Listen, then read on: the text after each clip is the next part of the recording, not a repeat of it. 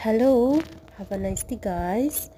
So, um, good afternoon. So, ngayon gagawa pa ako ng asida at saka sinabawan ng meat of chef. So, paano po gumawa ng asida dito sa Saudi o sa Middle East? Yung asida po ay isang brown flour po yan. So, mag-boil ka lang po ng water and put in the milk or salt, just little, and then put the bigig buni or the brown flour. So, gawin lang po yan liquid until na magiging solid na po yan, okay na po yan. So, luto na po yan yung laham na sinabawan.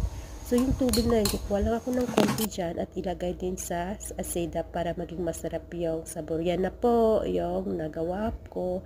So, magiging na po ng sabaw. Thank you for watching guys.